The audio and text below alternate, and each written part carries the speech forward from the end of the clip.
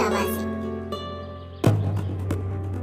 अमोरिता जब दरवाजे के छेद में से बाहर देखती है तो उसकी जान हलक में आ जाती है। उसे सांप सूंघ जाता है। डर के मारे उसके हाथ पैर कांपने लग गए थे। दरवाजे के बाहर सुदेश और बल्लू काका खड़े हुए थे। अमोरिता अपनी छाती पर हाथ रखते हुए कहती है, हे भगवान, ये पापा और बल्लू काका यहाँ पर क्या करने आ गए? इन्हें भी अभी आना था। अगर इन्होंने मुझे युग जी के साथ ऐसी हालत में देख लिया तो गड़बड़ हो जाएगी। अब मैं क्या करूँ? कहाँ छुपाऊं युग जी को? यहाँ तो दूसरा दरवाजा भी नहीं है जहाँ से युग जी को भगा दूं। अब क्या करूँ मैं? युग को कुछ खबर ही नहीं थी कि उसके आसपास क्या हो रहा था। वो तो बस अमोरिता के प्यार में ही खोया हुआ था और उसके साथ वासना में लिप्त होना चाहता था।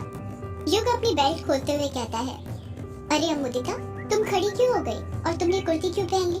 अच्छा, तो तुम चाहती हो कि सुहागरात की तरह मैं तुम्हारे कपड़े उतारूं? ये भी ठीक है।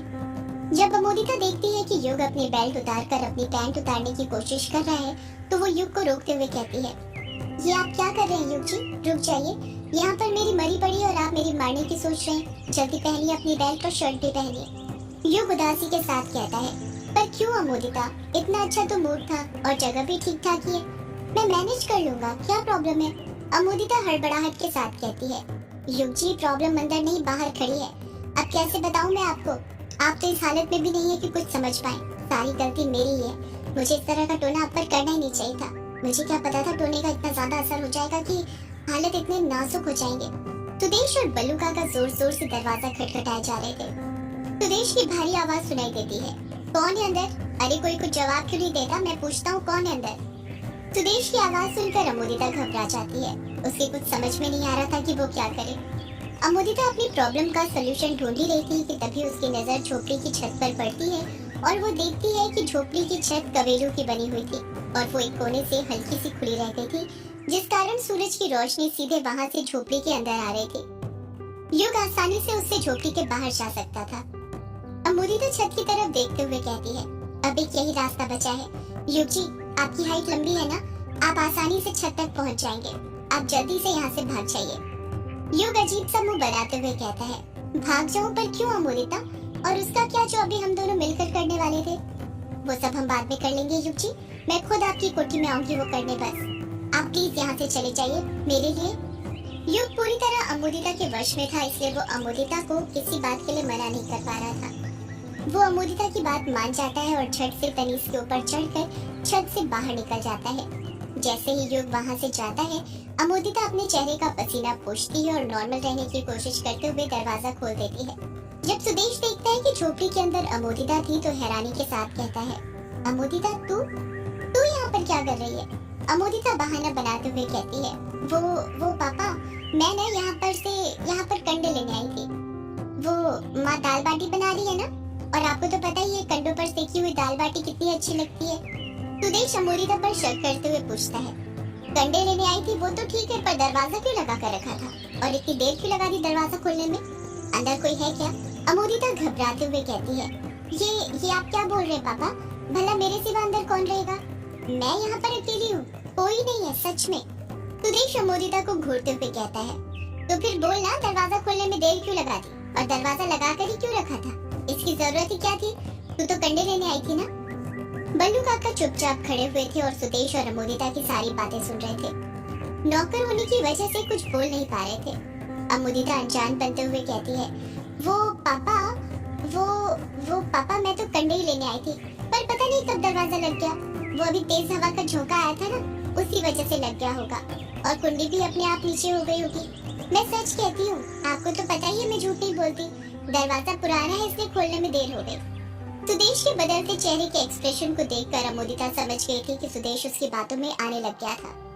अमोदिता समझ जाती है कि उसे वहां से निकल जाना चाहिए।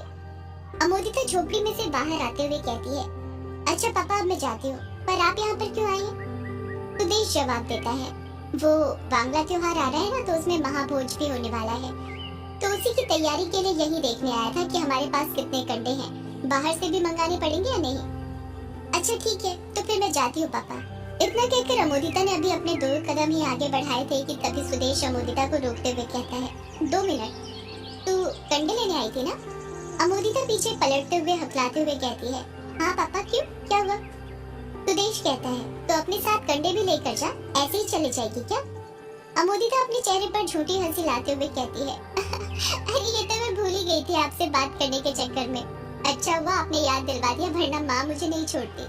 इतना कहकर अमोदिता जल्दी से झोपड़ी के अंदर घुसती है और 3-4 कंडे लेकर बाहर निकलती है और फटाफट वहाँ से चली जाती है। अमोदिता के जाते ही सुदेश बल्लू काका से कहता है, अरे बल्लू काका आप खड़े क्या हो गए? 2-3 दिन में ही बांग्ला त्योहार है, बहुत सारी तैयारी करनी है। जल्दी जाइए और गिनकर देखिए कितने कंडे हैं हमारे पास। अगर कम पड़े तो बाहर से मंगवाने पड़ेंगे। बल्लू काका झोपड़ी के अंदर घुसते हुए कहते हैं, जी मालिक, अभी देखता हूँ। इस तरफ युग रौब का मुचा गांव में था और अपने कदम कृष्णोई नदी की ओर बढ़ाए जा रहा था। युग उदास मुंह बनाते हुए आगे बढ़ते हुए कहता है, अमोदिता ने मेरे साथ ठीक नहीं किया, उसे मेरे साथ ऐसा नहीं करना चाहिए था। आखिर उसके पापा ही तो आए थे, उनसे मैं बात कर लेता, कह देता मैं आपकी बेटी से प्यार करता हूँ और उससे शादी करना चाहता हूँ। पर अमोदिता ने तो भगा ही दिया मुझे। पता नहीं उसने मेरे साथ ऐसा क्यों किया। यही सब बड़बड़ाते हुए युग आगे बढ़ ही रहा था कि तभी उसकी नजर सड़क के किनारे पर ही लगी झाड़ियों पर पड़ती है, जहाँ पर एक बूढ़ा काली शॉल ओढ़कर खड़ा हुआ था। वो बूढ़ा बड़ी बड़ी आंखें करके एक टक नजर से युग को ही देखे जा रहा था। युग ये बात नोटिस कर लेता है। युग को वो बूढ़ा जाना पहचाना लग रहा था। जब युग उस बूढ़े के थोड़ा और करीब पहुँचता है तो उसे याद आता है वो बूढ़ा और कोई नहीं बल्कि वही बूढ़ा था जो उसे पहली बार ट्रेन में मिला था, जिसने उसे यक्षिणी के बारे में बताया था। जब युग उस बूढ़े की आंखों में देखता है तो एक पल के लिए अमोदिता को भूल सा जाता है। उसके दिमाग से अमोदिता का ख्याल निकल गया था। ऐसा लग रहा था जैसे उस बूढ़े की आंखों में कोई जादू हो, जिसके अंदर देखकर अमोदिता का वशीकरण थोड़ा कम हो गया हो। युग उस बूढ़े की तरफ उंगली करते हुए कहता है, आप तो वही हो ना जो उस रात मुझे ट्रेन के अंदर मिले थे? वो बूढ़ा युग के सवाल का कुछ जवाब नहीं देता है, बस चुपचाप युग को घूरते रहता है। युग अपना सवाल जारी रखते हुए पूछता है, उस रात आप स्टेशन से उतरते ही अचानक कहाँ गायब हो गए थे? मैंने कितना ढूंढा आपको, आप मिले ही नहीं। आप इसी गांव में रहते हैं क्या? यहाँ पर कहाँ रहते हैं आप? युग लगातार उस बूढ़े से सवाल पूछे जा रहा था, पर वो बूढ़ा युग के किसी सवाल का कुछ जवाब नहीं दे रहा था। युग हंसते हुए कहता है, अरे मैं भी ना, मैं ही जब से बोले जा रहा हूँ, आपको तो बोलने का मौका ही नहीं दे रहा हूँ। आप बोलिए ना कुछ, यहाँ पर कहाँ रहते हैं आप? बूढ़ा फुसफुसाते हुए कहता है, वो कहाँ पर है? युग को उस बूढ़े की आवाज सुनाई नहीं देती है और वो अपने कान बूढ़े के पास ले जाते हुए कहता है, आपने क्या बोला? मुझे सुनाई नहीं दिया, जरा आप फिर से कहेंगे? वो बूढ़ा भारी आवाज में कहता है, वो कहाँ पर है? इस बार युग को उस बूढ़े की आवाज सुनाई दे जाती है और युग अजीब सा मुंह बनाते हुए कहता है, कौन कहाँ पर है? वो बूढ़ा फिर से फुसफुसाते हुए कहता है, यामिनी। इतना कहकर वो बूढ़ा चुप हो जाता है। युग को कुछ समझ नहीं आ रहा था कि वो बूढ़ा उससे पूछना क्या चाहता था और वो यामिनी को कैसे जानता था। युग के दिमाग में ये सब सवाल चल ही रहे थे और वो उससे ये सब पूछने ही वाला था कि तभी वो बूढ़ा अपने हाथ से युग के पीछे की ओर इशारा करने लग जाता है। युग मन ही मन सोचता है, ये बूढ़ा इशारा करके मुझे क्या दिखाना चाहता है। इतना सोचकर युग पीछे मुड़ने लग जाता है। जब वो पीछे पलटता है तो उसे सुनसान सड़क के अलावा कुछ दिखाई नहीं देता है। उसके पीछे कोई खड़ा नहीं था। जब युग वापस आगे देखता है तो उसकी सांसें थम सी जाती हैं। उसे अपनी आंखों पर यकीन नहीं होता है। वो बूढ़ा जो कुछ देर पहले उससे बात कर रहा था अचानक से गायब हो गया था।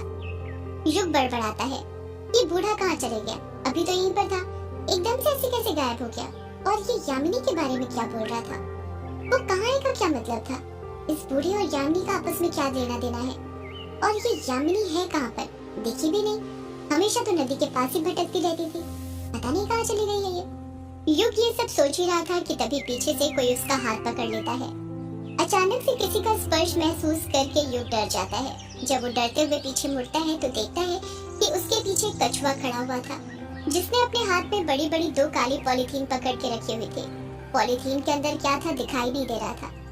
कछुआ झट से युग से पूछता है, युग तू यहाँ पर क्या कर रहा है? युग बड़बड़ाता है, वो बूढ़ा यार, वो यामिनी के बारे में। युग अपनी बात पूरी कर पाता उससे पहले ही कछुआ उसे बीच में टोकते हुए कहता है, ये क्या बूढ़ा और यामिनी लगा के रखा है? तू तो अमोदिता से मिलने गया था ना, यहाँ पर क्या कर रहा है? मिल लिया अमोदिता से?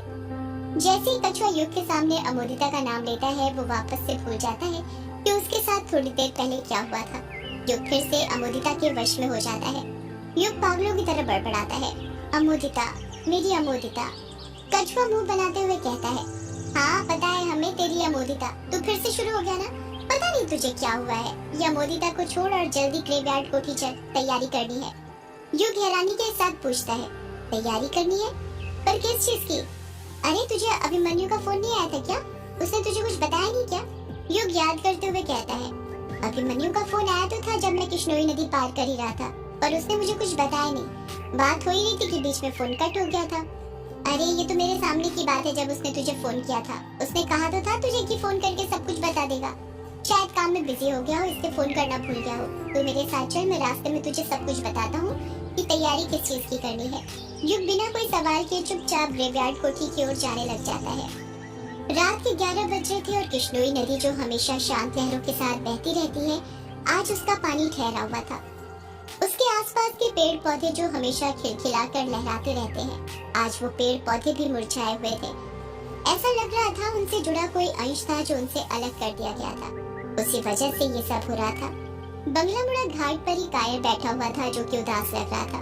उसके हाथ में शराब की बोतल थी जिसे आधे से ज्यादा उसने अपने गले से नीचे उतार लिया था। कायर शराब पीते हुए नदी को देखते हुए कहता है, ये सारी लड़कियां ना एक जैसी होती हैं। हम लड़कों की फीलिंग समझती ही नहीं है। उन्हें तो लगता है कि हमारे पास फीलिंग ही नहीं होती है। उन्हें कौन बताए कि हमारे पास भी दिल होता है जो दुखता है तो उसे भी दर्द होता है, वो भी रोता है। कायर एक गहरी सांस लेता है और अपनी बात आगे जारी रखता है। सुबह से लेकर शाम तक बैठा रहा मैं बिंदु की दुकान पर उसने मुझसे बात नहीं करी। बात तो करना छोड़ो, उसने मेरी तरफ देखा तक नहीं। ऐसा भी भला कोई नाराज होता है क्या कि इंसान मनाते मनाते थक जाए पर वो माने ना? सारी गलती ना मेरी ही है। मुझे अपनी लाइफ में बिंदु को अपने आप से ज्यादा इम्पोर्टेंस देना ही नहीं चाहिए था।